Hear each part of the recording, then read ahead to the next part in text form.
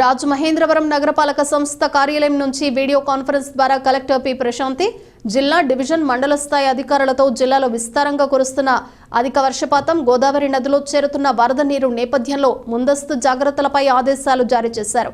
అధికారులు ఎప్పటికప్పుడు అప్రమత్తంగా వ్యవహరించాలని ఆదేశించారు.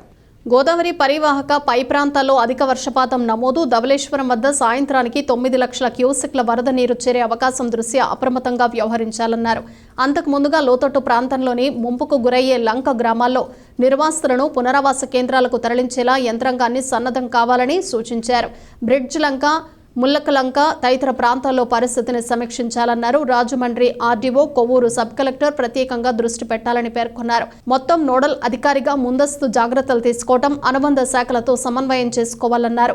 సచివాలయ సిబ్బందికి ఎటువంటి సెలవులు ఇవ్వవద్దని 24/7 అందుబాటులో ఉంచాలన్నారు. కలెక్టరేట్ నుంచి joint collector S Chinnaramudu, DRO G Narasimhulu, KRRC SDC R Krishna Nayak, ఇతర సమన్వయ శాఖల అధికారులు పాల్గొన్నారు.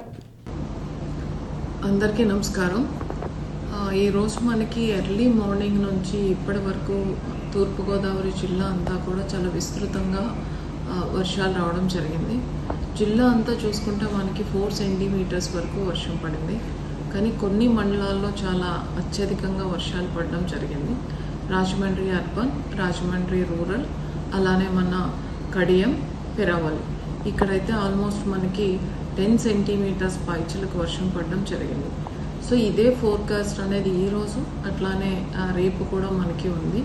దానివల్ల మనకి గోదావరిలో కూడా వాటర్ ఫ్లోస్ పెరిగే అవకాశం ఉంది. ఇప్పటికే మనకి భద్రాచలం నుంచి 9 lakhs క్యూసెక్స్ వాటర్ అనేది విడిచిపెట్టడం జరిగింది. సో మనం 10 lakhs దాటితే మన ఫస్ట్ వార్నింగ్, అంతకన్నా ఎక్కువ అయినప్పుడు మనం సెకండ్ వార్నింగ్ కూడా వెళ్ళడానికి అవకాశం ఉంటుంది.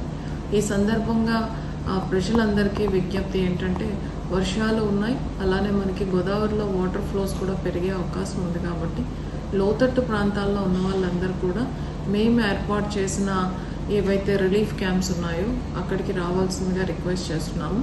అలానే మనకి ఏ ఏరియాస్లో అయితే వాటర్ రోడ్ల మీదకి వచ్చిందో అక్కడ మేము ట్రాక్టర్స్ని అరేంజ్ చేయడం జరిగింది వాళ్ళ ట్రాన్స్పోర్టేషన్ కోసం. కొన్ని ఏరియాస్లో బోట్స్ను కూడా అరేంజ్ చేస్తున్నాము. సో ఎవరికి ఏమాత్రం ఇబ్బంది ఉన్నా కూడా జిల్లా స్థాయిలో ఏర్పాటు చేసిన కమాండ్ కంట్రోల్ రూమ్లో నిర్వహణలో ఉన్న కాల్ సెంటర్కి మీరు కాల్ చేసి మీ ఇబ్బందులు తెలియజేయడంగా రిక్వెస్ట్ చేస్తున్నాము.